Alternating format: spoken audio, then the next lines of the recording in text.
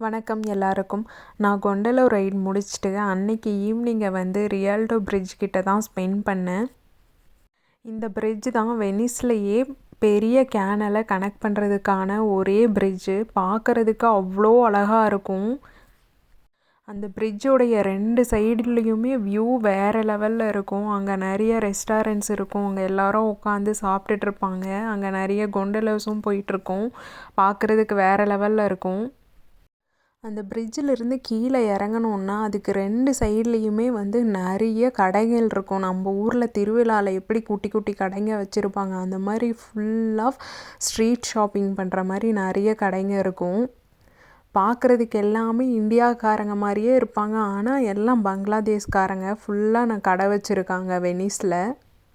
இப்படி தான் வெனிஸில் first day எனக்கு முடிவுக்கு வந்தது. அடுத்த நாள் நான் வந்து வெனிஸுக்கு பக்கத்தில் இருக்கிற குட்டி குட்டி ஐலாண்ட்ஸ்க்கு வந்து போட் டூர் புக் பண்ணியிருந்தேன்.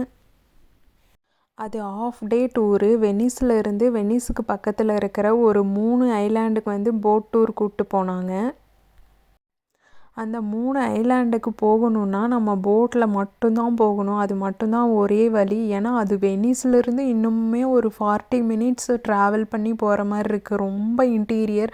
அதெல்லாம் நம்ம மேப்பில் பார்த்தோன்னா இருக்கிறது கூட தெரியாது. அப்படி ஒரு ஐலாண்ட்ஸ் எல்லாம் எனக்கு அங்கே போனதுக்கப்புறம் தான் அப்படி ஒரு ஐலாண்ட்ஸ் இருக்குது, அதுக்கு போட் டூர்லாம் இருக்குது அப்படிங்கிறதே தெரியும். அந்த 3 ஐலாண்ட்ஸில் ஃபர்ஸ்ட்டாக நாங்கள் போன ஐலாண்ட் வந்து முரானோ. அந்த முரானோ எதுக்கு ஃபேமஸ்னால் அங்கே வந்து கிளாஸ் ஆர்ட்டு ரொம்ப ஃபேமஸாக இருக்குது. இங்கே தான் ஒரிஜினல் முரானோ கிளாஸ் மேக்கிங் ஃபேக்ட்ரி அந்த மாதிரி இருக்குது. அதோடைய ஆர்டிஸ்டெல்லாம் இங்கே தான் இருக்காங்க. எங்களுக்கு இந்த போட் டூரில் இந்த கிளாஸ் மேக்கிங்கை வந்து பார்க்குறதுக்கு தான் கூப்பிட்டு போனாங்க. அவங்க வந்து டிஃப்ரெண்ட்டாக கிளாஸை வந்து மேக் பண்ணி காமிச்சாங்க எங்களுக்கு நாங்கள் போகும்போது.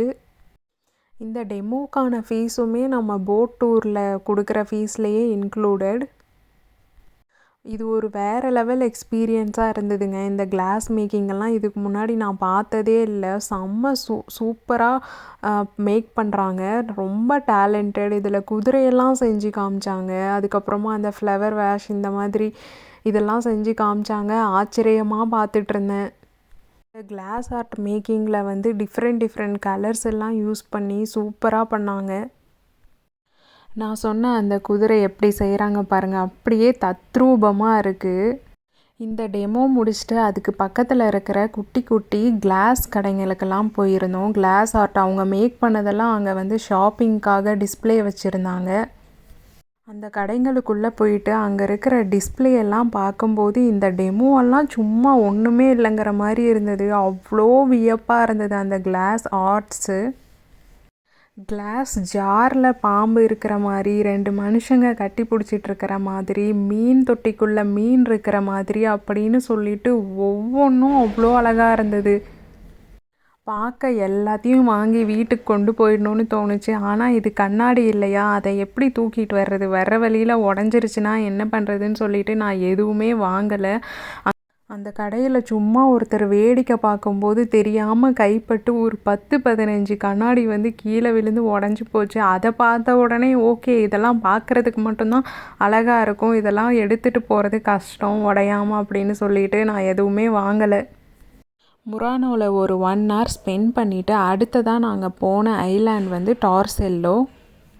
அதோடைய ஜேர்னி வந்து முரானோ ஐலாண்ட்லேருந்து ஒரு 20 மினிட்ஸ் தான்.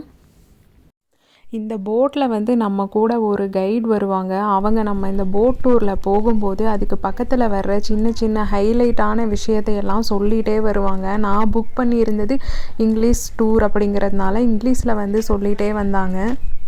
இந்த டார்செல்லோ ஐலாண்டில் ஒரு சுவாரஸ்யமான விஷயம் என்னென்னா, அங்கே மொத்தமாகவே 5 பேர் தான் வாழ்ந்துட்டுருக்காங்களாமா. மீதி எல்லாருமே குடிபெயர்ந்து போயிட்டாங்க போல். ஏன்னா இது வெனிஸ்லேருந்து ரொம்ப உள்ளே இருக்குது. ஏதாவது ஒரு எமர்ஜென்சின்னா எப்படி அவங்க வெளியே வருவாங்கன்னே தெரியல. அதனால தான் இப்போ 5 பேர் மட்டும் இருக்காங்க போல்.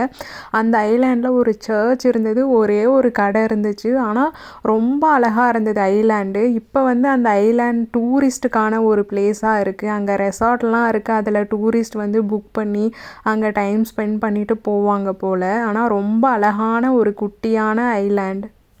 இந்த ஐலாண்டை சுற்றி பார்த்துட்டு அடுத்ததாக நாங்கள் இன்னொரு ஐலாண்டுக்கு போனோம். அதோடைய பேர் என்னென்னா புரானோ. ஆனால் இந்த ஐலாண்டு மற்ற 2 ஐலாண்டை கம்பேர் பண்ணும்போது கொஞ்சம் பெருசாகவே இருந்துச்சு.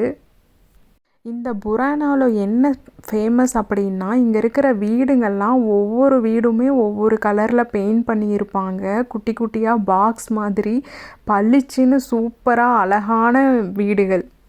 அதை ஏன் அப்படி பெயிண்ட் பண்ணியிருக்காங்கன்னா, இது வந்து ஃபிஷர்மேன்ஸ் ஐலாண்டாமா. மீனவர்கள் வந்து நைட்டில் மீன் பிடிச்சிட்டு வரும்போது எல்லா வீடும் ஒரே மாதிரி இருக்கிறதுனால அவங்க வீடு எதுன்னு அவங்களால கண்டுபிடிக்க முடியாது. அதை வந்து ஈஸியாக ரெக்கக்னைஸ் பண்ணணும் அப்படிங்கிறதுக்காக ஒவ்வொரு வீட்டுக்கும் ஒவ்வொரு கலர் அடிச்சிருக்காங்க. அது தூரத்துலேருந்து வரும்போது இந்த கலர் வீடு நம்மளது அப்படின்னு சொல்லிட்டு அவங்க கண்டுபிடிச்சு அந்த வீட்டுக்கு போயிடுவாங்க போல். இப்படி தான் என்னுடைய ஆஃப் டே போட் டூர் வந்து முடிவுக்கு வந்துச்சு. போட் டூர் முடிச்சுட்டு வெனிஸுக்கு திரும்பி வந்து நான் போன பிளேஸ் வந்து ஒரு லைப்ரரி. அது வந்து ரொம்ப ஃபேமஸான லைப்ரரி. அங்கே வந்து ஒரு கொண்டலாவும் வச்சுருப்பாங்க. அதில் வந்து நிறைய பேர் பிக்சர் எடுக்கிறதுக்காகவே அந்த லைப்ரரிக்கு போய் விசிட் பண்ணுவாங்க. நானும் அந்த லைப்ரரியில் போயிட்டு அது எல்லாத்தையும் பார்த்துட்டு அந்த கொண்டலாலையும் ஒரு ஃபோட்டோ எடுத்துகிட்டு வந்துட்டேன். அதுக்கடுத்து நான் அங்கே இருந்த ஒரு மார்க்கெட்டுக்கு போனேன். காய்கறி அப்புறமா மீன் மார்க்கெட்டு. அந்த மீன் மார்க்கெட்டில் வந்து நான் நத்தையை பார்த்தேன். உயிரோடு அப்படியே குட்டி குட்டியாக அங்கங்கன்னு போயிட்டே இருந்தது. இந்த நத்தையெல்லாம் நான் சின்ன வயசில் பார்த்தது. இதையெல்லாம் கூட இங்கே வாங்கி சாப்பிடுவாங்க போல். அதுக்கப்புறமா அந்த மார்க்கெட்டில் நம்ம ஊரில் இல்லாத மிளகா அதெல்லாம் இருந்தது. நிறைய புது புது காய்கறி எல்லாம் பார்த்தேன். இப்படி தான் என்னுடைய வெனிஸ் ட்ரிப் வந்து முடிவுக்கு வந்துச்சு.